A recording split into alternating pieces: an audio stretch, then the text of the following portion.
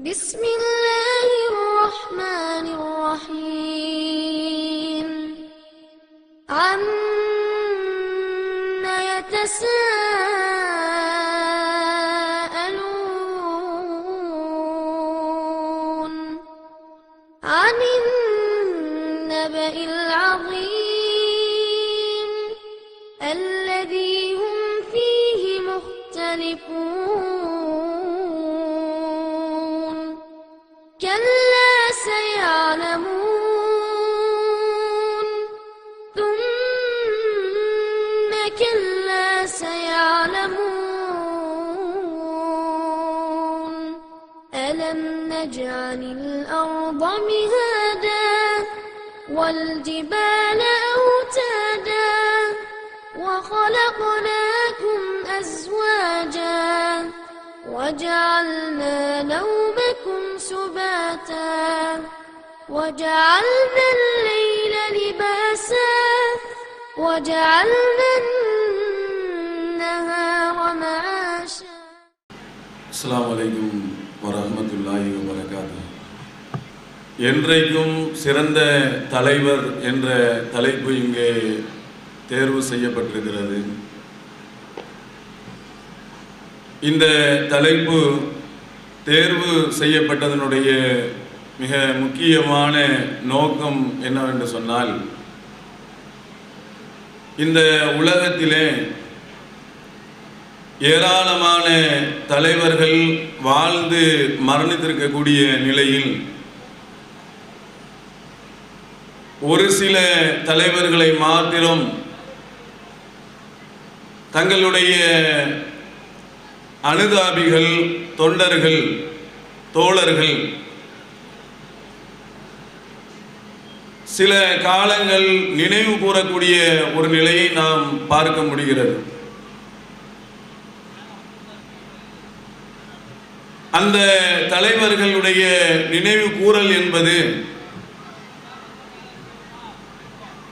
ஒவ்வொரு தலைவர்களுக்கும் சில விஷயங்களில் வித்தியாசப்படும்.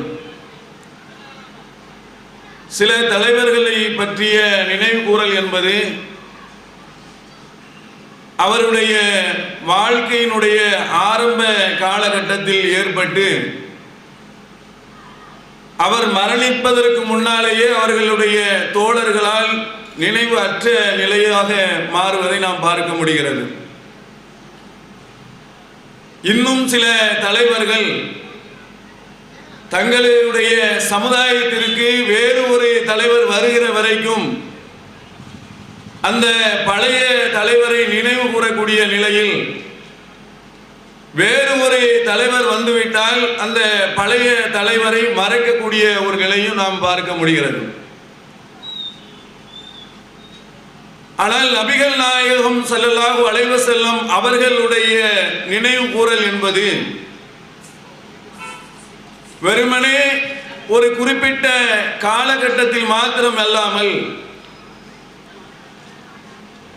1400 ஆண்டுகளை கடந்த பிறகும் இன்றும் பல்வேறு விதமான மக்களால், உலகத்தில் உள்ள ஏராளமான முஸ்லிம்களால் தங்களுடைய உயிருக்கும் மேலாக, தங்களுடைய உடைமைகளுக்கும் மேலாக, தங்களுடைய கண்ணியத்திற்கும் மேலாக, அனைத்து விதமான காரியங்களுக்கும் மேலாக நபிகள் நாயகம் அவர்களை நினைவு கூறக்கூடிய நிலையும், நினைவு கூறுவதோடு அல்லாமல் தங்களுடைய வாழ்க்கையில் பின்பற்றக்கூடிய நிலையும் நாம் பார்க்க முடிகிறது. இந்த நிலையை உலகத்தில் வேற எந்த தலைவர்களையும் நம்ம பார்க்க முடியாது. சில தலைவர்கள் சில காலத்தில் தோன்றி மறைந்தாலும் அவர்களுடைய அந்த காலத்திலேயே அவர்களை பின்பற்றுவார்கள். அவர்களுடைய காலம் மறைந்து விட்டால் அவருடைய சொல்கள், செயல்கள், அவர்களுடைய புகழ்கள் எல்லாம் அதோடு அழியப்படக்கூடிய நிலையில் நபிகள் நாயகம் ஸல்லல்லாஹு அலைஹி வஸல்லம் அவர்களை மாத்திரம் இந்த முஸ்லிம் சமுதாயம் 1400 ஆண்டுகளை கடந்த பிறகும் தொடர்ச்சியாக பின்பற்றுவதனுடைய நோக்கம் என்ன என்பதை நாம் விளங்கிக் கொள்ள வேண்டும். இது ஒரு முஸ்லிமாக இருந்து நபிகள் நாயகம் அவர்களுடைய பெருமையை சொல்வதற்காக அல்ல. எல்லா மதத்தவர்களும் எல்லா குலத்தவர்களும் தங்களுடைய தலைவர்களை பெருமையாக பேசுவதும் அவர்கள் மாதிரி இல்லை அப்படி என்று சொல்லக்கூடிய நிலையில் இருப்பதையும் நாம் பார்க்க முடிகிறது. ஆனால் அந்த நிலையில் நபிகள் நாயகம் அவர்களை வைப்பதாக இருந்தால் அப்படி கிடையாது என்பதை நாம் முதலாவதாக விளங்கிக் கொள்ள வேண்டும். நபிகள் நாயகம் அவர்களை பார்த்து ஏராளமான தலைவர்கள் நல்மாராயம் சொல்லியிருக்கிறார்கள். இன்றைக்கு உலகத்தில் யாரையெல்லாம் தலைவர்கள் என்று மக்கள் சொல்கிறார்களோ அந்த தலைவர்கள் உலகத்திலேயே ஒருவரை தலைவராக அவருடைய வழிகாட்டுதல் சிறந்த வழிகாட்டுதல் என்று சொல்லக்கூடிய அளவிற்கு நபிகள் நாயகத்தினுடைய அந்த புகழ், அவர்களுடைய அந்த உயர்வான பண்புகள் எல்லாம் மற்ற தலைவர்களால் மதிக்கப்படக்கூடிய நிலையில் இருப்பதை நாம் பார்க்க முடிகிறது. ஒரு மனிதனுடைய ஒரு தலைவனாக ஒரு மனிதன் வருவானே என்று சொன்னால் அவன் அனைத்து அம்சங்களுக்கும் தலைவராக இருக்க வேண்டும். அப்படி என்றால் தான் அவர்களை சரியான முறையில் ஒரு சமுதாயம் பின்பற்றுவதற்கு எல்லா விதங்களிலும் காலம் காலமாக பின்பற்றுவதற்கு ஏதுவாக இருக்கும். ஆனால் உலகத்தினுடைய தலைவர்களை பார்த்தால் சிலரை அரசியலுக்கு சில தலைவர், ஆன்மீகத்திற்கு சில தலைவர், பொருளாதாரத்திற்கு என்று சிலரை தலைவராக தேர்வு செய்து கொள்வார்கள், விளையாட்டுக்கு என்று சிலரை தலைவராக தேர்வு செய்து கொள்வார்கள். இப்படி ஒவ்வொரு துறையிலையும் ஒவ்வொருவரை தலைவராக தேர்வு செய்யக்கூடிய நிலையில் அனைத்து அம்சங்களும் தங்களுடைய வாழ்க்கையில் பொருந்திய ஒரு தலைவரை உலகத்தில் பார்க்க முடியாது. நபிகள் நாயகம் ஸல்லல்லாஹு அலைஹி வஸல்லம் அவர்களை தவிர. இது நாம ஒரு முஸ்லிமாக இருந்து சொல்லவில்லை. மைக்கேல் ஹார்ட் என்று சொல்லக்கூடிய ஒரு கிறிஸ்தவ அன்பர், அவர் தி 100 என்று ஒரு புத்தகத்தை எழுதியிருக்கிறார். அந்த புத்தகத்தில் அவர் சொல்கிறார், அவர் சொல்லக்கூடிய வாசகம் தான் ரொம்ப முக்கியமானது. உலகத்தில் மோசேவுக்கு பிறகு ஏராளமான தலைவர்கள் தோன்றியிருக்கிறார்கள். அவர்களுடைய வாழ்க்கை வரலாறுகள், அவருடைய அம்சங்களை எல்லாம் அலசி ஆராய்ந்து அவர்களுக்கு நான் பட்டியலிட்டிருக்கிறேன். அதில் அவர்களுடைய தரத்திற்கு தகுந்தாற் போல் பட்டியலிட்டிருக்கிறேன். அந்த தரத்தில் முதல் இடத்தை நபிகள் நாயகம் அவர்களுக்கு நான் கொடுக்கிறேன் என்று ஒரு கிறிஸ்தவ அன்பர் சொல்கிறார். அமெரிக்காவை சார்ந்த மைக்கேல் ஹார்ட் என்பவர் 1980-90களில் எல்லாம் இந்த புத்தகம் தி 100 என்ற புத்தகம் மிக பிரபல்யமாக விற்பனையான ஒரு புத்தகம். அவர்கிட்ட போய் கேள்வி கேட்கிறாங்க, நீங்க ஒரு கிறிஸ்தவ கொள்கையை ஏற்றுக்கொண்டவர், நீங்க எப்படி நபிகள் நாயகத்திற்கு முதல் இடத்தை கொடுத்தீங்க, இயேசுநாதருக்கு எப்படி 3ஆம் இடத்தை நீங்க கொடுத்தீங்க என்று அவரிடத்தில் ஒரு கேள்வியை கேட்கிறார்கள். அந்த கேள்விக்கு அவர் சொன்ன பதில் என்னன்னு சொன்னால், நான் தலைவர்களை தேர்வு செய்யறது மட்டும் என்னுடைய நோக்கம் கிடையாது. தலைவருடைய பண்புகள், அவருடைய ஒழுக்கங்கள், அவர்களுடைய சட்டதிட்டங்கள், அவர்களுடைய அரசியல் ஆர்வங்கள், அதே மாதிரி ஆன்மீக வழிகாட்டுதல்கள், அவருடைய நடவடிக்கைகள், அவருடைய குடும்ப அமைப்பு, எல்லா விதத்தையும் அலசி ஆராய்ந்து பார்த்தேன். அந்த எல்லா விதத்திலையும் எல்லாத்துக்கும் நான் ரேங்க் போடுறதா இருந்தா முதல் இடத்தில் இவர் வருகிறார். குடும்ப அமைப்பை பற்றி இயேசுநாதத்தில் நம்ம கேட்க முடியாது, ஏன்னா அவர் திருமணம் ஆகவில்லை என்று அவர் சொல்லக்கூடிய நிலையை நம்ம பார்க்கிறோம். இப்படி அவர் நிறைய பேருக்கு புத்தருக்கெல்லாம் இடம் கொடுக்கிறார். அப்ப நபிகள் நாயகம் அவர்களுக்கு முதலாம் இடத்தை ஏன் மைக்கேல் ஹார்ட் கொடுத்தார்? அப்படி அவரிடத்தில் என்ன சிறப்பு அம்சங்கள் இருந்தது? இதை நாம் சிந்திக்க வேண்டிய கடமை இருக்கிறது. அல்லாஹ் ரப்பல் ஆலமீன் திருமறை குர்ஆனிலே சொல்லும்போது, லக்கத் கான லக்கும் ஃபீ ரசூலில்லாஹி உஸ்வத்துல் ஹஸனா, இந்த நபி இடத்திலே முகம்மது ரசூலுல்லாஹ் அவர்களிடத்திலே அழகான பின்பற்றத்தக்க முன்மாதிரி இருக்கிறது. நீங்க பின்பற்றுங்க. வாழ்க்கையினுடைய எல்லா அம்சங்களையும் அவரை பின்பற்றலாம். வியாபாரம் செய்யணுமா, நபிகள் நாயகம் அவர்களுடைய வாழ்க்கையினுடைய அம்சத்தில் போய் பாருங்க. ஆன்மீகத்தையே ஈடுபட வேண்டுமா, வணக்க வழிபாடுகளில் ஈடுபட வேண்டுமா, இறைவனை வணங்க வேண்டுமா, அதற்கு நபிகள் நாயகம் அவர்களுடைய வாழ்க்கையினுடைய அம்சத்தை போய் பாருங்க. குடும்ப அமைப்பை சீராக அமைத்திருக்க வேண்டுமா, அந்த விஷயத்திற்கு நபிகள் நாயகம் அவர்களுடைய விஷயங்களை போய் பாருங்க. பேச்சுக்களை ஒழுங்காக அமைக்க வேண்டுமா, நபிகள் நாயகம் அவர்களுடைய வாழ்க்கையை பாருங்க. பொறுமையாக இருக்க வேண்டுமா, அந்த பொறுமைக்கு நபிகள் நாயகம் அவர்களுடைய வாழ்க்கையை பாருங்கள். வீரமாக இருக்க வேண்டுமா, அந்த வீரத்திற்கு நபிகள் நாயகம் அவர்களுடைய வாழ்க்கையை பாருங்க. நல்ல குணம் படைத்தவராக இருக்க வேண்டுமா, அதற்கும் நபிகள் நாயகம் அவர்களுடைய வாழ்க்கையினுடைய அம்சத்தை போய் பாருங்க என்று அல்லாஹ் ரப்பல் ஆலமீன் லக்கது கான லக்கும் ஃபீ ரசூலில்லாஹி உஸ்வத்துல் ஹஸனா, இந்த நபியிடத்திலே அழகான அற்புதமான முன்மாதிரி இருக்கிறது, பின்பற்று என்று அல்லாஹ் ரப்பல் ஆலமீன் கட்டளையிடுகிறான். இன்னைக்கு பாருங்க, உலகத்தில் எத்தனையோ தலைவர்கள் தோன்றியிருக்கிறார்கள். தோண்டிய தலைவர்களுடைய குறிக்கோள், எண்ணங்கள், அவர்களுடைய லட்சியங்கள் எதுவாக இருக்கும் என்று சொன்னால், எந்த விஷயத்தில் தலைவராக தேர்வு செய்யப்பட்டாலும் அவர்களுடைய நிலை என்னன்னு சொன்னால், இந்த உலகத்தினுடைய ஆதாயத்தை பெறுவதாக இருக்கும். யாராவது மறுக்க முடியுமா? மோடி ஆதாயத்தை பெறவில்லைன்னு சொல்ல முடியுமா? ஜார்ஜ் புஷ் ஆதாயத்தை பெறவில்லை என்று சொல்ல முடியுமா? ஒபாமா ஆதாயத்தை பெறவில்லை என்று சொல்ல முடியுமா? முஷரப் ஆதாயத்தை பெறவில்லை என்று சொல்ல முடியுமா? உலகத்தினுடைய எந்த தலைவரை, பன்னீர் செல்வத்தை சொல்ல முடியுமா? கருணாநிதியை சொல்ல முடியுமா?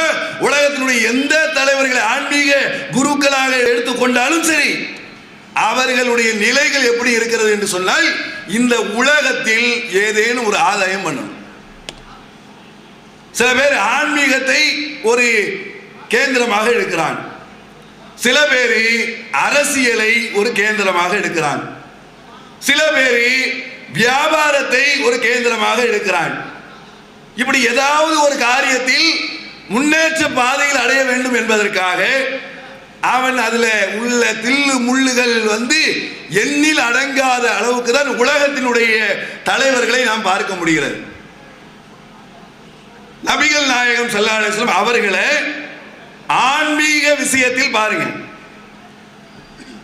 ஒரு ஆன்மீகவாதியாக இருந்தால், ஆன்மீகவாதி என்றால் உலகத்தில் இன்றைக்கில இருந்து ஆதி காலத்தில் இருந்தோம், முந்தைய காலத்தில் இருந்து எல்லா காலத்திலேயும் ஆன்மீகவாதியினுடைய நிலை எப்படி இருக்கும் என்று சொன்னால், ஆன்மீகத்தை பயன்படுத்தி மக்களை மடையராக ஆக்கக்கூடிய நிலைதான் இருக்கும். மக்களை மட்டமாக கருதக்கூடிய நிலைதான் இருக்கும். மக்களிடத்திலிருந்து பொருளாதாரத்தை சுரண்டக்கூடிய நிலைதான் இருக்கும். ஆனால் நபிகள் நாயகம் ஸல்லல்லாஹு அலைஹி வஸல்லம் அவர்களிடத்திலே இந்த சுரண்டக்கூடிய நிலையோ, மட்டமாக கருதக்கூடிய நிலையோ, எந்த ஒரு குறையையும் ஆன்மீக விஷயத்தில் பார்க்க முடியாது. நபிகள் நாயகம் ஸல்லல்லாஹு அலைஹி வஸல்லம் சொன்னாங்க, இன்னமா அன பசுருன், நானும் உங்களை போன்ற மனிதன்தான். ஆன்மீகத்தை சொன்னாங்க. இறைவனை வணங்குங்க, ரப்பி சமாவாத்தி வல் அருள், வானங்களுக்கும் பூமிக்கும் இறைவனாகிய அல்லாஹுவை வணங்குங்க, அவனுக்கு இணை கிடையாது, துணை கிடையாது என்று இறைவனை பற்றி சொல்லி, அவனுக்கு தொழுகை நடத்துங்கள், நோன்பு வையுங்கள், ஜக்காத்து கொடுங்கள், தர்மம் தான தர்மங்களை செய்யுங்கள், ஹஜ் செய்யுங்கள் என்று வணக்க வழிபாட்டு முறைகளை, ஆன்மீக விஷயங்களை மக்களுக்கு போதித்து கொடுத்த நபிகள் நாயகம் ஸல்லல்லாஹு அலைஹி வஸல்லம் அவர்கள் ஆன்மீகத்தை சொல்லிட்டு நான் பெரிய ஆளுன்னு சொல்லவே இல்லை. இன்னமா அனபசுருன், நானும் உங்களை மாதிரி மனுஷன். என்ன மாதிரி வார்த்தை இது? சாதாரண வார்த்தையா இது? ஒரே வார்த்தை தான், சின்ன வார்த்தை தான். அந்த சின்ன வார்த்தைக்குள்ள உலகத்தில் ஆன்மீகத்தின் பேரால் மக்களை சுரண்டுகிறார்களே, ஏமாத்துகிறார்களே, பணங்களை கொள்ளையடிக்கிறார்களே, மக்களுடைய கற்புகளை சூறையாடுகிறார்களே, அவர்களுக்கெல்லாம் சொல்லக்கூடிய வார்த்தை ஒரே வார்த்தை, இன்னமா அனபசுரு, நானும் உங்களை மாதிரி மனுஷன் தான். என்ன மனுஷன், உங்களுக்கு எப்படி கோபம் வருமோ அதே மாதிரி எனக்கு கோபம் வரும். உங்களுக்கு எப்படி உடம்புல சோர்வு வருமோ அதே மாதிரி எனக்கு சோர்வு வரும். உங்களை ஒருவர் திட்டினால் மன வேதனை எப்படி அடைவீர்களோ அது மாதிரி எனக்கும் வேதனை அடையும்.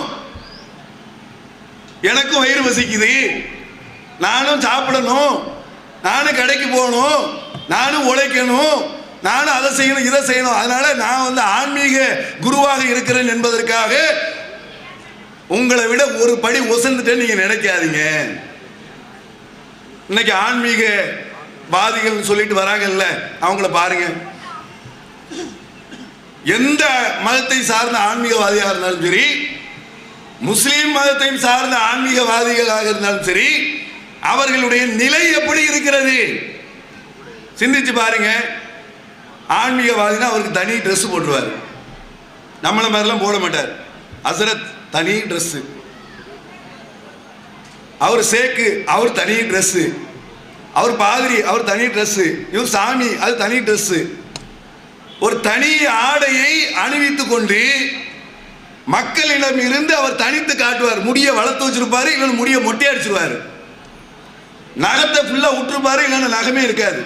உயர்தரமான செருப்பை போடுவார், இல்லைன்னா செருப்பே போட மாட்டார். நீங்க போடுற மாதிரி தானே போடக்கூடாது, நீங்க இருக்கிற மாதிரி தானே இருக்கக்கூடாது, நான் வித்தியாசமாக இருப்பேன் என்று ஆன்மீகத்து பேரில் பயன்படுத்தி கொண்டு அவர்கள் உழைப்பது கிடையாது. எந்த ஆன்மீகவாதிகள், பெரும்பான்மையான ஆன்மீகவாதிகள் உழைக்கிறார்களா?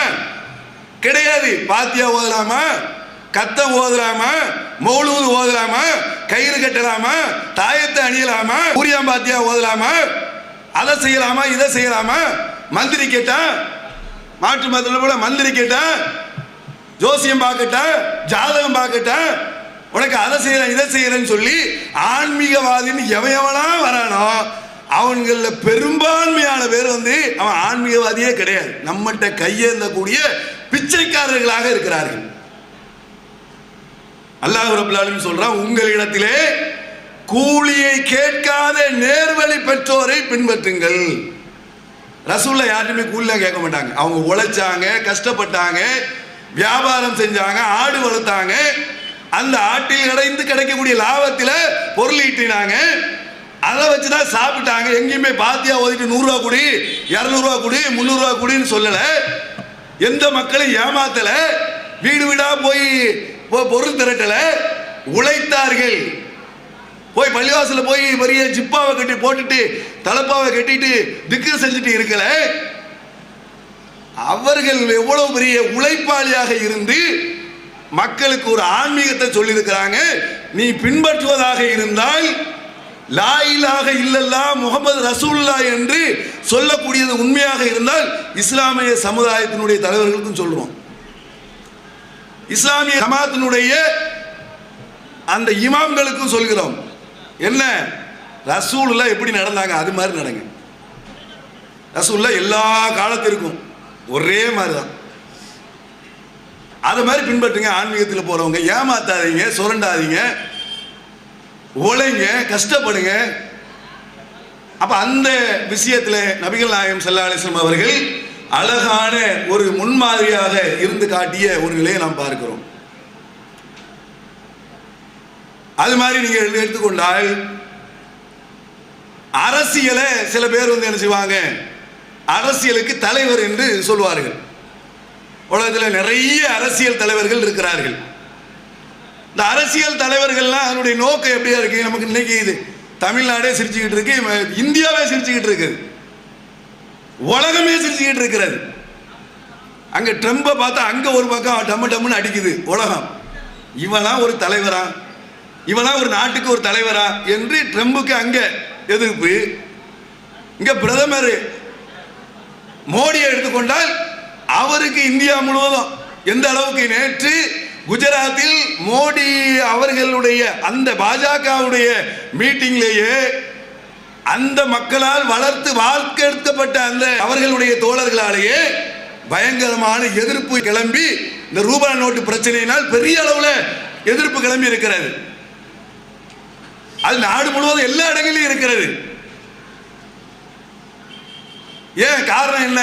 அரசியலுக்கு வருகிறார்கள். வருகிறவருடைய நோக்கம் என்ன? மக்களுக்கு நல்லது செய்கிறதா?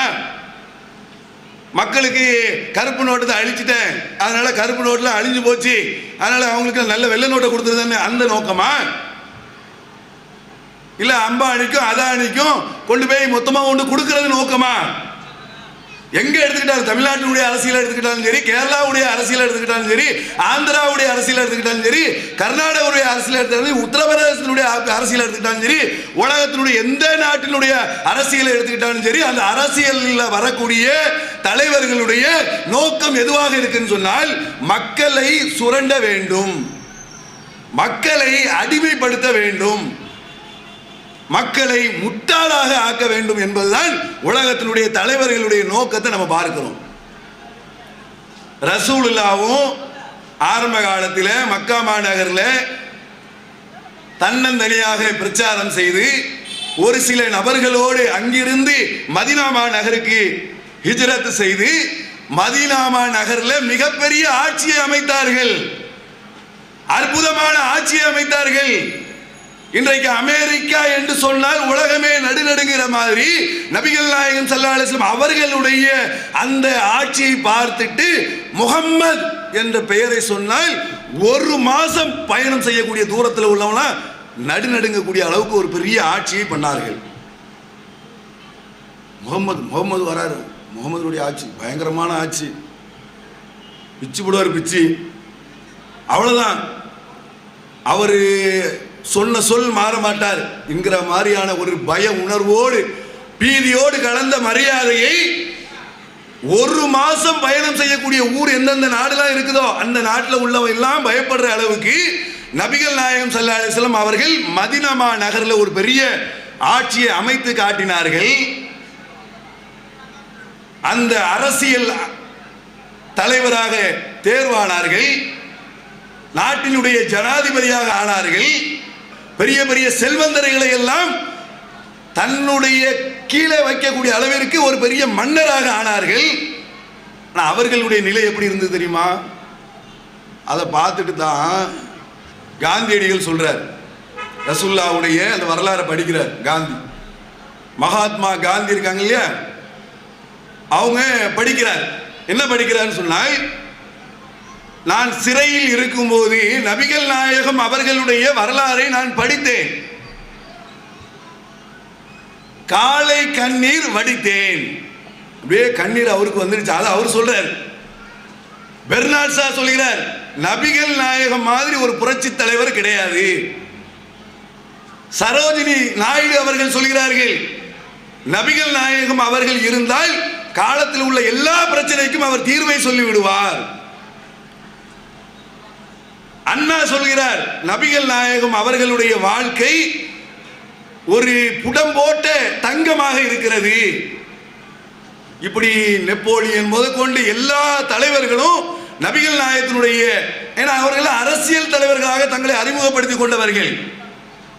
அந்த அரசியல் தலைவர்கள் சொல்றாங்க, நாங்களாம் என்ன தலைவர், நீ காந்தி காந்திக்கு ரூபா நோட்டில் காந்தி அச்சடிச்சுக்கிட்டு இருக்கிற, உலகம் முழுவதும் காந்தியை பெருமையாக பேசிக்கிட்டு இருக்கிற, அந்த காந்தி சுதந்திரம் வாங்கி தந்தாருன்னு பெருமையா சொல்லிட்டு இருக்கிற, அந்த காந்திக்கு ஒருத்தர் முன்மாதிரி இருக்கிறார், மறைமுக முன்மாதிரி இருக்கிறார், வழிகாட்டி இருக்கிறார். யாருன்னு சொன்ன அவரே அவர் வாயில்னு சொல்றார், நபிகள் நாயகம் அவருடைய வரலாறு ரொம்ப போற்றப்படக்கூடியது. ஏன் போற்றப்படக்கூடியது? என்ன அப்படி சாதனை பண்ணிட்டாங்க, என்ன பெரிய புரட்சி செஞ்சிட்டாங்க? உலகத்தில் மற்றவெல்லாம் எதை செய்வானோ அதை ரசூலுல்லாஹ் செய்யல. அதான் புரட்சி. புரட்சிங்கிறமே, புரட்சின்னா எல்லாரும் செய்யறது புரட்சி செய்யக்கூடிய காரியம் இல்லை. எவையெல்லாம் எதெல்லாம் செய்யறானோ, அரசியல் பேர்ல செய்யறானோ, அரசியல் தலைவர் பேர்ல செய்யறானோ, அதையெல்லாம் செய்யாமல் மக்களுக்கு உண்மையான காலத்திற்கு உலக முழுமைக்கும் உள்ள தலைவராக வாழ்ந்து காட்டினார்கள். அதுதான் காலத்துக்கு ஏற்ற தலைவருங்கிறாங்க. எல்லா காலத்துக்கும் சிறந்த தலைவர். சொல்லு பாப்போம், உலகத்தில் அவங்க எப்படி வாழ்ந்தாங்க தெரியுமா? அரசியலை பயன்படுத்தி அவ்வளவு பெரிய செல்வம் எந்த அளவுக்கு மதீனா என்ற பள்ளிவாசலை நபிகள் நாயகம் ஸல்லல்லாஹு அலைஹி வஸல்லம் அவர்கள் தங்களுடைய சொந்த பணத்தினால் கட்டப்பட்ட அந்த பள்ளிவாசல். அவங்க காசை போட்டு கட்டுறாங்க, யார்கிட்டையும் போய் கையேந்தல. ஆரம்ப காலத்தில் மக்கா நகரில் சம்பாதிச்ச பணத்தை வைத்து மதீனாவில் பள்ளிவாசல் கட்டுறாங்க. எந்த அளவுக்கு நபிகள் நாயகம் ஸல்லல்லாஹு அலைஹி வஸல்லம் ஏழ்மையான நிலையில் இருக்கிறார்கள். அவங்க குடும்பம் ஏழ்மை, யார்கிட்டையும் போய் கையேந்தவில்லை. அரண்மனை வாசல் கிடையாது, அரண்மனை கிடையாது, தோட்டம் துறவுகள் கிடையாது. நபிகள் நாயகம் மன்னர். அவர்களை சந்திக்க ஒரு தடவை உமர் ரலியல்லாஹு அவர்கள் அவர்களை பார்க்கறதுக்காக வேண்டி போறாங்க. பார்க்க போகக்கூடிய நேரத்தில் நபிகள் நாயகம் ஸல்லல்லாஹு அலைஹி வஸல்லம் அவர்கள் அவங்களுடைய வீட்டில் ஒரு கட்டல்ல படுத்திருக்கிறாங்க. அந்த ஈச்சம் மரத்தினால் பின்னப்பட்ட கட்டல் இருக்குமா இல்லையா, அந்த ஓலையினால் பின்னப்பட்ட அந்த கட்டல்ல ஊர்கள் எல்லாம் அப்படிதான் படுப்பாங்க. சில ஊர்களில் ரொம்ப கஷ்டப்பட்டவங்க, பணக்காரன் அப்படி இல்லை, அந்த காலத்தில் இருந்து நல்ல குசன் மெத்தைகளில் நல்ல படுத்து உறங்கக்கூடியவர்கள் தான். மன்னர்களுடைய அரண்மனைகள்லாம் போய் பார்த்தா தெரியும். இங்கே திருவனந்தபுரத்தில் இங்கெல்லாம் இருக்கிறது மன்னர் அரண்மனைன்னு வச்சிருக்கிறான். அந்த அரண்மனையை சுற்றி வர்றதுக்கு 2 மணி நேரம். 2 மணி நேரம் விளையாட்டுக்கு சொல்லலை, 2 மணி நேரம் ஒரு அரண்மனையை சுற்றி வர்றதுக்கு 2 மணி நேரம் ஆகுது. அங்கே போனால் ராணி இருக்கிறதுக்கு ஒரு ரூமு, ராணிகள் இருக்கிறதுக்கு ஒரு ரூமு, அவங்க திருமணம் முடிக்காத ராணிகளாம், அவங்களுக்கு ஒரு பெரிய ரூமு, அவங்களுடைய பணியாளர்களுக்கு ரூமு, அது இது பார்த்தீங்கன்னு சொன்னா அப்படியே தாங்கள் பகுதியே சுற்றி வர்ற அளவுக்குலாம் வச்சிருக்கிறாங்க அரண்மனை. இந்த இந்தியாவை ஆண்டவரா ஒரு சின்ன பிரதேசத்தை ஆண்ட ஒரு மன்னனுடைய ராஜவர்மா என்று சொல்லக்கூடிய அந்த மன்னர் ஒரு சின்ன பகுதியை ஆண்ட அந்த மன்னருடைய வீடு எப்படி இருக்கு, அவ்வளவு பெருசா இருக்கிறது. நபிகள் நாயகம் அவர்கள் அவ்வளவு பெரிய நாடை ஆள்றார்கள். அவர்களுடைய வீட்டில் கட்டில் படுத்திருக்கிறாங்க. சகாபாக்கள் சொல்றாங்க, அல்லாஹ்வுடைய தூதரே, உமர் ரலியல்லாஹு சொல்றாங்க, அல்லாஹ்வுடைய தூதரே, இது என்ன மேனிகள்ல இப்படியா கோடு போட்ட நிலையில நீங்க இருக்குது, படுத்துக்கிட்டா என்ன ஆகும், உடம்புல தடி இதாயிரும்ல, கோடு கூட விழுந்துரும்ல. அதை பார்த்துட்டு சொல்றாங்க, என்ன ரசூலுல்லாஹ் இப்படி படுத்திருக்கிறீங்க, நீங்க யாரு, நாட்டுடைய மன்னர், எங்களுடைய தலைவர், எங்களுடைய வழிகாட்டி, அல்லாஹ்வுடைய தூதர், இப்படிப்பட்ட ஆளா இருக்கிறீங்க, நீங்க இப்படி படுத்துறீங்க, சொல்லுங்க, ஒரு ஆணையிடுங்கள், ஒரு வார்த்தை சொல்லுங்க, நாங்க ஒட்டுமொத்த செல்வத்தையும் கொட்டுறோம். பாருங்க, அவரே சொல்ற, அந்த சஹாபியே சொல்றாங்க, பாருங்க ரோம பாரசீக மன்னர்களை எல்லாம் பாருங்கள், பக்கத்து நாட்டை பத்தி சொல்றாங்க, ரோம பாரசீக மன்னர்களை எல்லாம் பாருங்கள், அவர்கள் வாழ்வாழ்ந்து வாழ்ந்து கொண்டிருக்கிறார்கள், நீங்க ஏன் இவ்வளவு கஷ்டமான நிலையில வாழ்றீங்கன்னு சொல்லும் போது அல்லாஹ்வுடைய தூதர் நபிகள் நாயகம் ஸல்லல்லாஹு அலைஹி வஸல்லம் சொன்னாங்க, அவர்களுக்கு இவ்வுலகமும் நமக்கு மறு உலகம் என்பது உமக்கு தெரியாதா உமரே, நான் ஒரு வழிபோக்கனாக இருப்பதை தான் விரும்புகிறேன். ஒரு மன்னர் சொல்றார், இவன் என்ன சொல்லுவான், டீ கடையில் ஒரு வழிபோக்கனாக இருந்தவர்கள் இப்போ இந்தியாவினுடைய எல்லா மக்களையும் வழிபோக்கனாக ஆகக்கூடிய நிலையில அவர்களுடைய ஆடை எப்படி இருக்கிறது, மோடியினுடைய ஆடை எப்படி இருக்கிறது, ட்ரெஸ்ஸு 10 லட்சம் 15 லட்சம் 20 லட்சம் வெறும் ட்ரெஸ்ஸு மட்டும் டீ கடையில் உள்ளவங்களை கொண்டு போய் அங்கே வச்சா நிலைமை அப்படி இருக்குது. அப்போ நபிகள் நாயகம் ஸல்லல்லாஹு அலைஹி வஸல்லம் அவர்களுடைய முறை எப்படி இருக்குன்னு சொன்னால், ஒரு ஆட்சி அரசியலில் வந்துவிட்டால் அந்த மக்களுடைய பணத்தை எந்த நேரத்தில் சுரண்டக்கூடாது, அவர்களுக்காக நம்ம பாடுபட வேண்டும், அவர்களுக்காக முழுமையாக தங்களை அர்ப்பணிக்க வேண்டும் என்ற ஒரு நிலையில் தான் ரசூலுல்லாஹ் இருந்தாங்க. உலக ஆட்சியாளர்களுடைய நிலையை பார்த்தா மக்களை அப்படியே ரோட்டில் விடக்கூடிய நிலையை நம்ம பார்க்கிறோம். அதே மாதிரி நபிகள் நாயகம் ஸல்லல்லாஹு அலைஹி வஸல்லம் அவர்களுடைய பேர பிள்ளை ஒரு நாள் ஜக்காத்துக்காக வந்த ஒரு பேரிச்சம்பழத்தை எடுத்து சாப்பிட்டுருந்தாங்க. அப்போ ரசூலுல்லாஹ் என்ன செய்யறாங்களே, விரல விட்டு பேரிச்சம்பழத்தை துப்பு துப்புன்னு சொல்லிட்டு, இந்த பொருள் இது மாதிரியாக அரசுக்காக வரக்கூடிய பொருட்கள் நபிகள் நாயகம் அவர்களுடைய குடும்பத்தாருக்கு ஹராம், அதை நீங்க சாப்பிடக்கூடாது. எந்த அளவுக்கு என்று நபிகள் நாயகம் ஸல்லல்லாஹு அலைஹி வஸல்லம் அவர்கள் சொல்லிட்டு போயிட்டாங்கன்னு சொன்னால், இந்த நபியுடைய சொத்துகளுக்கு மக்கள் தான் வாரிசு, பொதுமக்கள் தான் வாரிசை தவிர என்னுடைய குடும்பத்தார் வாரிசு அல்ல. இன்னைக்கு உலகத்தில் எடுத்து பாருங்க, அரசியல் தலைவர்கள் அவர்களுடைய சொத்து மதிப்பு அரசியலுக்கு வருவதற்கு முன்னால் எவ்வளவு இருக்கிறது, வந்த பிறகு எவ்வளவு மாறி இருக்கிறது. அரசியலுக்கு வர்றதுக்கு முன்னாடி ரொம்ப அடுத்த வேலை சாப்பாட்டுக்கு டீக்கே வழி இல்லாமல் வந்தவர்கள் இன்னைக்கு 100 கோடிலாம் சர்வீஸா. 100 கோடி தாங்க, ரொம்ப பெரிய பிரச்சனை இல்லைங்க. 100 கோடி தான் இருக்குது, வேற என்ன, ஒரு 150 கோடி அவ்வளோதான், ரொம்ப ஜாஸ்தியாலாம் இல்லை. ஒரு 500 கோடி அவ்வளோதான். 500 கோடி ஊழல் பண்ணுகிறார். அந்த 500 கோடி ஊழல் என்பது சர்வ சாதாரணமான ஒரு வார்த்தையில், ஒரே ஒத்த வார்த்தையில், அதெல்லாம் அது என்ன ஒரு பெரிய மேட்டரா, பெரிய விஷயமா என்று சொல்லக்கூடிய அளவிற்கு தான் நாட்டினுடைய ஆட்சியாளர்கள் இருப்பதை நம்ம பார்க்க முடிகிறது. இந்த நேரத்தில் நம்ம பார்க்கணும், என்ன மாதிரியா தலைவருங்க நமக்கு கொடுத்த தலைவர். நபிகள் நாயகம் ஸல்லல்லாஹு அலைஹி வஸல்லம் அவர்களை அல்லாஹ் நமக்கு தூதராக ஏற்படுத்தி கொடுத்திருந்த இந்த வழிகாட்டி உலகத்தில் நீ யாரையும் பார்க்க முடியாது, இந்த மாதிரியான நிலையில பார்க்கவே முடியாது. ஒரு சின்ன விஷயத்திற்கு கூட ஆசைப்படாத ஒரு தலைவர். ஒரு நாள் இசா தொழுகை ஒரு தொழுகை முடியக்கூடிய அந்த நேரத்தில் முடிஞ்ச உடனே வீட்டுக்கு போறாங்க. வீட்டுக்கு போயிட்டு ஓடி பள்ளிவாசல சொல்றாங்க, நான் வீட்டுக்கு போனேன், எதுக்கு தெரியுமா போனேன், ஒரு வெள்ளி கட்டி ஜக்காத்துக்காக வந்தது என்னுடைய வீட்டில் வச்சுட்டு நான் மறந்து வந்துட்டேன். எனக்கு வஃபாத்து வந்து விட்டால், மௌத் எப்போ வரும்னு தெரியாது தானே, அது வந்து விட்டால் என்னுடைய குடும்பத்தார் என்ன நினைச்சுக்கிடுவாங்கன்னா, ரசூலுல்லாஹ் நமக்காக சம்பாதிச்சு வச்ச வெள்ளி கட்டி போல தருது, தங்க கட்டி வெள்ளி கட்டிலாம் நமக்கு சம்பாதிச்சு வச்சுட்டாங்க போல தருது என்று அவர்கள் பயன்படுத்திக் கொள்வார்கள். நான் மறந்து வைத்து விட்டு வந்து விட்டேன், இந்த பாருங்க கொண்டு சேர்த்துட்டேன். ஒரு சின்ன விஷயங்க.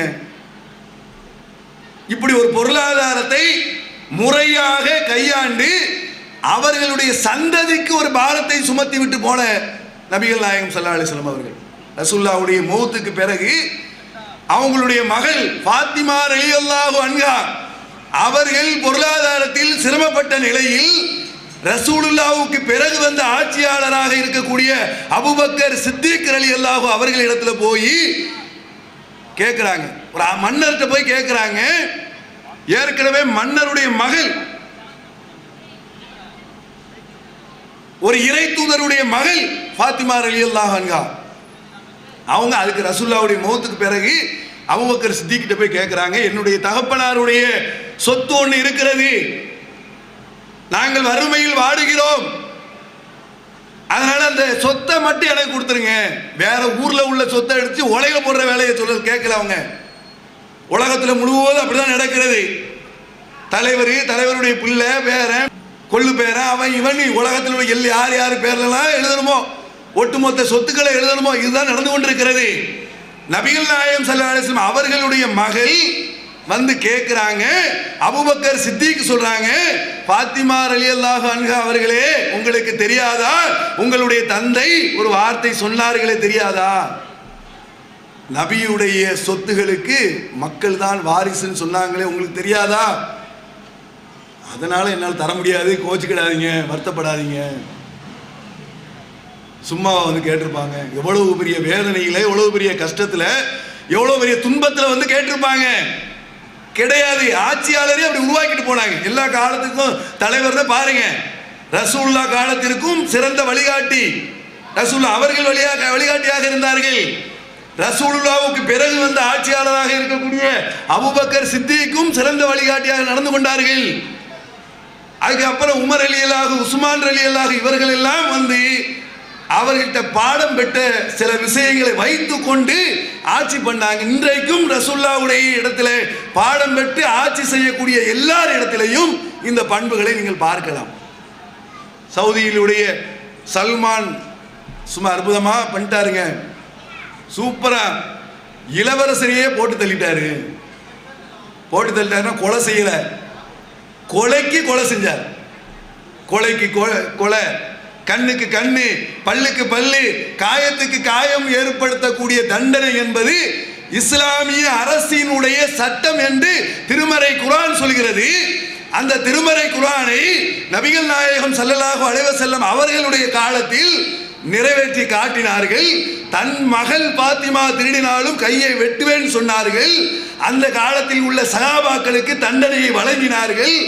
எவ்வளவு பெரிய நேசம் உள்ள சகாபாக்களாக இருந்தாலும் தண்டனை கொடுத்தார்கள். அதை பார்க்கக்கூடிய இன்றைய இஸ்லாமிய ஆட்சியாளர் பார்க்கிறாங்க. உலகத்தில் உள்ள ஆட்சியாளர்களை பாருங்க. சவுதி மன்னர் சல்மான் கொஞ்ச நாளைக்கு முன்னாடி பேப்பரில், அதில் நம்ம பேப்பரில் 4 நாள் போடுவான். அதுக்கப்புறம் சல்மானுங்க அது யாருங்க அப்படிமா, சல்மானா அவர் யாருங்க அப்படிமா 4 நாள் பையன் சொல்லுவான். பாருங்க சார், சல்மான் தான் வேணும் உலகத்தில், இந்தியாவுக்கு சல்மான் மாதிரி தலைவர் வேணுமா. காந்தியடிகள் சொன்னார் உமர் மாதிரியான ஒரு தலைவர் வேண்டும் என்று காந்தியடிகள் சொன்னார். உமருக்கு யார் பாடம் பயின்று கொடுத்தார்? நபிகள் நாயகம் அவர்கள். சல்மானுக்கு யார் மறைமுக பாடம் பயின்று கொடுத்தார்? நபிகள் நாயகம் ஸல்லல்லாஹு அலைஹி வஸல்லம் அவர்கள். இன்றும் இஸ்லாமிய பல தலைவர்களுக்கு யார் பாடம் பயின்று கொடுத்து கொண்டிருக்கிறார் மறைமுகமாக? நபிகள் நாயகம் ஸல்லல்லாஹு. அவங்களுடைய போதனை, அவர்களுடைய செயல், அவர்களுடைய காரியம், அவர்கள் நடந்து கொண்ட முறைகள், இதுதான் பாடம் பயிற்சி கொடுக்கிறது. இன்னைக்கு உலகத்தினுடைய சட்டத்தில் நிறைவேற்றக்கூடிய அரசியல்வாதிகளுடைய நிலை பாருங்க, ஒப்பிட்டு பாருங்க எப்படி இருக்கிறது. உலகத்தினுடைய ஆட்சியாளர்களுடைய தண்டனை சட்டங்கள் எல்லா மக்களுக்கும் பொதுவாக நிறைவேற்றப்படுகிறதா? குடும்பத்தாருக்கு வேற மாதிரியும், தெரிஞ்சவர்களுக்கு வேற மாதிரியும், உறவினர்களுக்கு வேற மாதிரியும் நடத்தப்படுகிறதா என்று அலசி ஆராய்ச்சி பார்க்க வேண்டிய கடமை இருக்கிறது. கண்கூடா பார்க்கிறோம். குடும்பத்தாருக்கு ஒரு சட்டம், வெளி மக்களுக்கு வேற ஒரு சட்டம். தனது எல்கைக்கு உள்பட்ட ஆட்சியாளர்களுக்கு ஒரு சட்டம், ஆட்சியில் அல்லாத பொதுமக்களுக்கு ஒரு சட்டம், அதிகார வர்க்கத்தில் இருக்கக்கூடியவர்களுக்கு ஒரு சட்டம், அதிகாரத்தை இழந்தவனுக்கு ஒரு சட்டம், செல்வத்தில் உச்சியில் இருக்கக்கூடியவனுக்கு ஒரு சட்டம், செல்வமே இல்லாமல் ரோட்ல அலையக்கூடியவனுக்கு ஒரு சட்டம். இதுதான் உலகத்தில் இன்றைக்கு ஆட்சியாளர்களுடைய சட்ட விதிமுறைகள் நடைமுறைப்படுத்தக்கூடிய நிலை இருக்கிறது. ரசூலுல்லாஹ் நபிகள் நாயகம் ஸல்லல்லாஹு அலைஹி வஸல்லம் அவர்களிடத்தில் யாரா இருந்தாலும் பார்க்க மாட்டாங்க. ரசூலுல்லாஹ் இடத்துல இன்னைக்கும் நபிகள் நாயகம் ஸல்லல்லாஹு அலைஹி வஸல்லம் அவர்களை முஸ்லிம் சமுதாயம் பெருமையாக சொல்கிறது என்று சொன்னால், உலகத்தில் 200 கோடி மக்களால் பின்பற்றக்கூடிய தலைவராக இருக்கிறார்கள் என்று சொன்னால், நபிகள் நாயகம் ஸல்லல்லாஹு அலைஹி வஸல்லம் அவர்கள் செய்த சட்ட விதிமுறைகளில் உள்ள விஷயங்கள். அதுதான் அமெரிக்காவில் கொண்டு போய் செலவைக்கிறேன்னு போன ஒரு காலத்தில் உலகத்தில் சிறந்த சட்டங்களை தந்த 10 பேரில் இவரும் ஒருவர் என்று நபிகள் நாயகம் ஸல்லல்லாஹு அலைஹி வஸல்லம் அவர்களுக்கு சிலை வைக்கிறதுக்காக வேண்டி சுப்ரீம் கோர்ட்ல அமெரிக்காவுடைய உச்ச நீதிமன்றத்தில் வைப்பதற்கு போனால் உலக முஸ்லீம்கள்லாம் எதிர்ப்பு தெரிவித்தாங்க. சிலை வைக்கக்கூடாது, நபிகள் நாயகம் அதை வழிகாட்டல. சிலை வைப்பதை தடுத்தார்கள், புகழ்வதை தடுத்தார்கள், பராக் பாடுவதை தடுத்தார்கள். அவர்களும் சாதாரண மனிதனாக இருக்க வேண்டும் தான் சொன்னாங்க. அதனால எங்க நபிகள் நாயகத்தை புகழ்வதாக இருந்தால் சும்மா பேர்ல வேணா வச்சுக்க, பேர்ல எழுதி போட்டுக்க, முகமது அழகான சட்டத்தை தந்தாருன்னு எழுதி வச்சுக்க, சிலை வைக்க கூடாது என்று சொன்னார்களே. அவ்வளவு அற்புதமான சட்டம் என்ன? இவன் என்ன செய்யறான்? உலகத்தில் சட்ட புத்தகங்கள் எழுதி வச்சிருக்கிறான். இந்திய அரசியல் அமைப்பு சட்ட புத்தகங்கள் எழுதி வச்சிருக்கிறான். அந்த சட்ட புத்தகத்தை மாநிலத்துக்கு மாநிலம் வித்தியாசப்படுது, ஆளுக்கு ஆளு வித்தியாசப்படுகிறது. நபிகள் நாயகத்திட்ட அப்படி கிடையாது. ஒரு சட்டம் தான், திருடினால் கையை வெட்டு, அவ்வளவுதான். திருட்டு நடக்குமா? ரயில்ல திருடுவான, பஸ்ல திருடுவான, நிலநடுக்க வரும்போது திருடுவான, ஆக்சிடென்ட் ஆகி வந்து கை துடிக்க ரத்தம் சிந்திக்கிட்டு இருக்கும் போது அவன் கையை வெட்டி அவன் மோதிரத்தை எடுத்துட்டு போறான். நடக்குமா? திருடுனா கையை வெட்டி முடிஞ்சு போச்சு. அதனாலதான் சவுதி அரேபியாவில் கதவை திறந்து போட்டுட்டு அவன் பாட்டுக்கு போறான் தொழுகைக்கு. எவனும் அங்க பக்கத்தில் நெருங்க மாட்டேங்கிறான். திருடுனா கையை வெட்டி, விபச்சாரம் செய்தால், திருமணம் ஆனவனாக இருந்தால் கல்லால் எரிஞ்சு கொல்லு, திருமணம் ஆகாத இருந்தால் சவுக்கடி கொடு, ஒருத்தரை கொலை செஞ்சுட்டானா அவனுக்கு பதில் கொலையை செய்யு, கண்ணை எடுத்துட்டானா அவன் பெரிய ஆட்சியாளராக இருந்தாலும் சரி, மன்னனாக இருந்தாலும் சரி, மன்னனுடைய அப்பனா இருந்தாலும் சரி, பிள்ளையா இருந்தாலும் சரி, அவன் கண்ணை எடு. உலகமே எதிர்த்தாலும் செய்யி, அந்த நாட்டே பரிந்து பேசினாலும் எடுக்க விடாத. அதுதான் இன்னைக்கு சில நாடுகளில் நிறைவேற்றப்படுகிறது. ஆனா இங்க என்ன, பல நாடுகளில் என்ன நிறைவேற்றப்படுகிறது? சட்டங்கள் முறையாக நிறைவேற்றப்படுகிறதா? கிடையாது. கொண்டு போய் லஞ்சம் கொடுக்கலாம். யாருக்கு வேணாலும் லஞ்சம் கொடுக்கலாம்.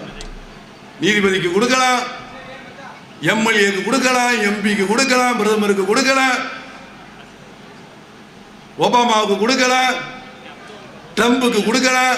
உலகத்தினுடைய எல்லா மட்டத்தில் உள்ள அதிகார வர்க்கத்தில் உள்ள அவ்வளவு பேருக்கும் லஞ்சம் கொடுத்து ரேட் பேசக்கூடிய நிலையை உருவாக்கலாம். அது நடந்து கொண்டு இருக்கிறது.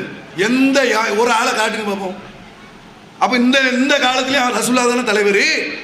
அட என்றென்றைக்கும் தலைவர் என்ன அர்த்தம்? இன்னைக்கு அவர் தான் வேணும், இன்னைக்கு அவர் தான் வேணும். அவருன்னு சொல்றது மாற்று மத சகோதரர்கள் சொல்றோம். நபிகள் நாயகம் ஸல்லல்லாஹு அலைஹி வஸல்லம் அவர்களுடைய காரியம் நிறைவேற்றப்பட்டால் நடக்குமா? அத்வானி வாயிலிருந்து வருதுங்க. சில நேரத்தில் வரும்ல.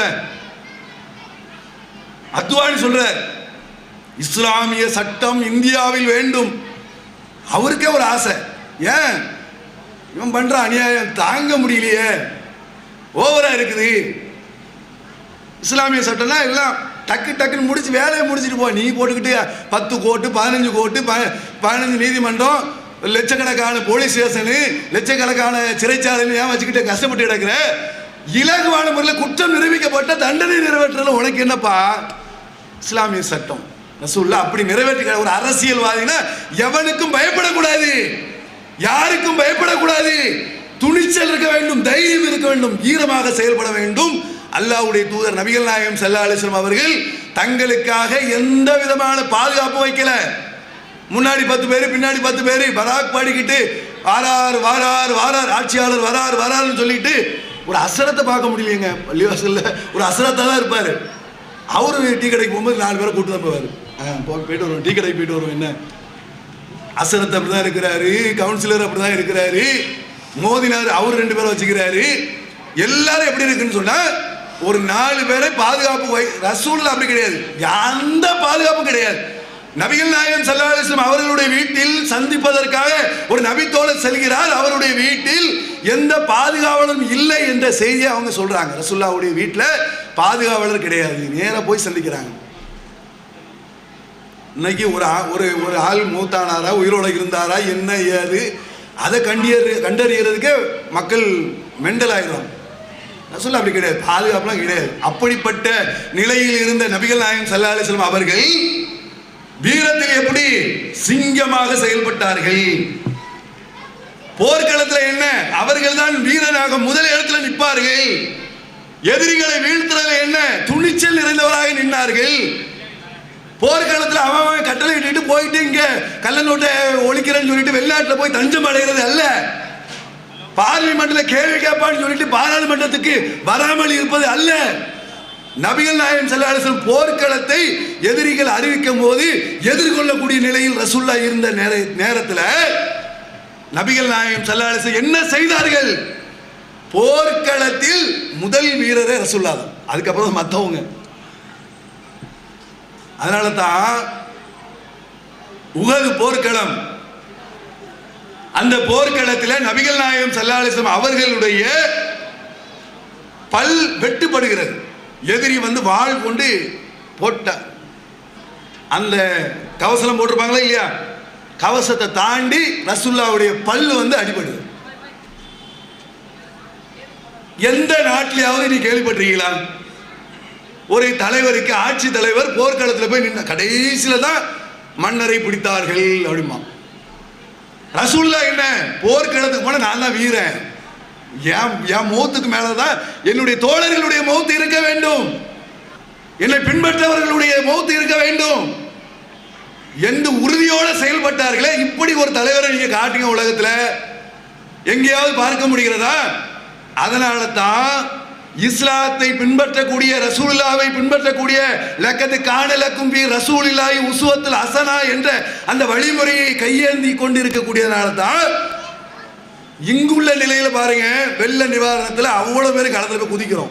வா, நீ என்ன பொறுப்பு, நீ என்ன பொறுப்பு, நீ நான் தலைவருங்க, நான் செயலாளருங்க, நான் பொருளாளருங்க, நான் மாவட்டங்க, நான் கிளைங்க, நான் மாநிலங்க, வா எல்லாரும் வா.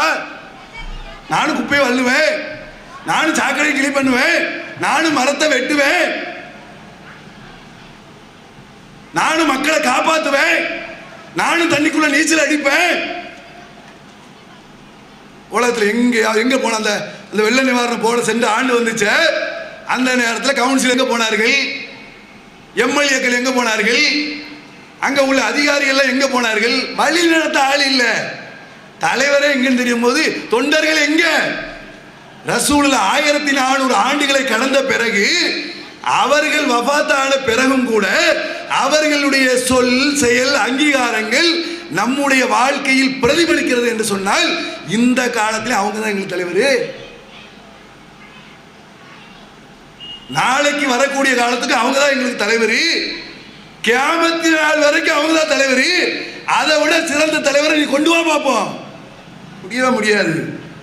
ஒரு அரசியல்வாதியா இருந்தாலும் சரி, ஆன்மீகவாதியா இருந்தாலும் சரி, எந்த துறையில் சேர்ந்தவராக இருந்தாலும் சரி, அவன் வாழ்க்கையில் ஏற்படக்கூடிய பல்வேறு விதமான வெற்றி தோல்வி, அதுல ஏராளமான மக்களை சாவடிச்சிருவான், உயிர் பலி கொடுப்பான். இவன் தெரிஞ்சே உயிர் பலி கொடுப்பான். வெற்றியா இருந்தா அதுல நிறைய பேர் சாவான். தோல்வி அடைஞ்சிட்டான்னு வைங்க, அதுலயும் நிறைய பேர் சாவான். இதான் உலகத்துல நாம பார்த்து கொண்டு இருக்கக்கூடிய நிலையாக இருக்கிறது.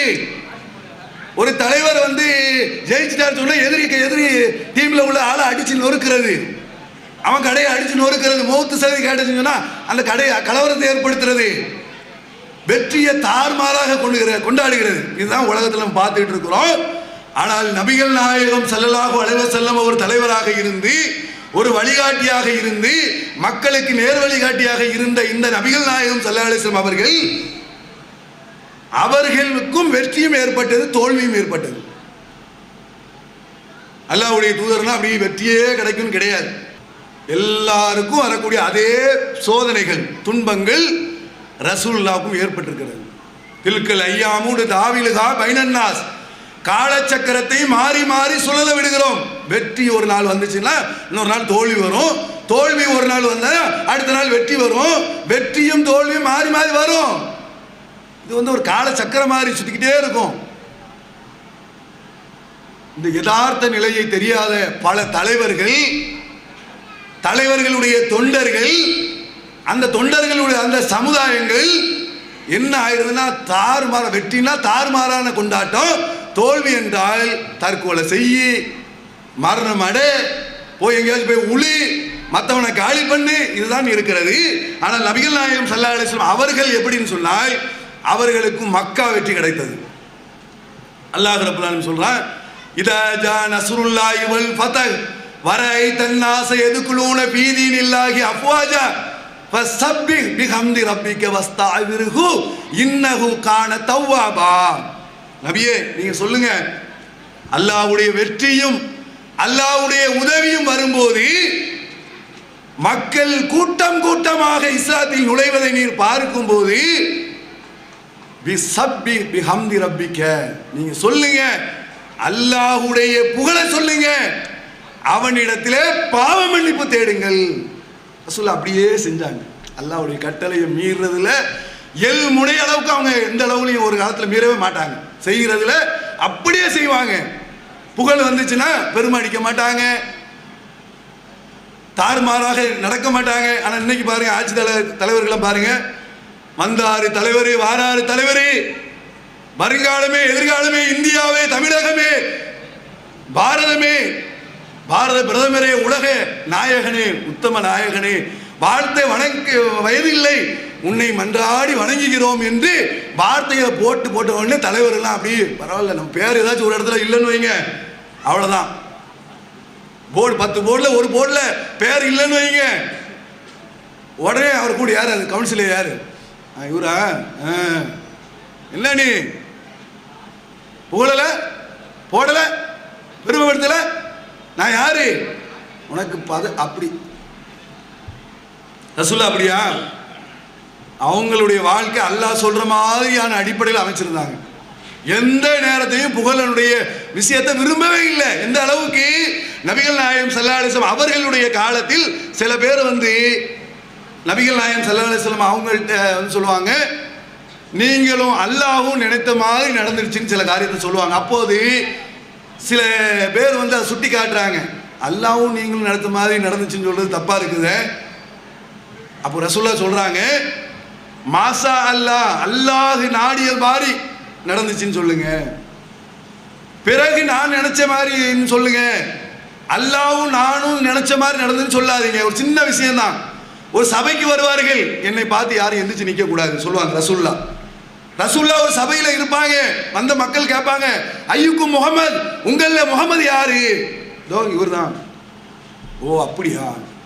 ரொம்ப சிம்பிளான அகல் போர். அந்த அகல் போர்ல ரசூலுல்லாஹ்வுக்கு ஒரு வெற்றி கிடைக்குது. ஏன்னா இந்த அளவுக்கு கூட்டுப்படைகள் எல்லாரும் வந்துட்டானுங்க.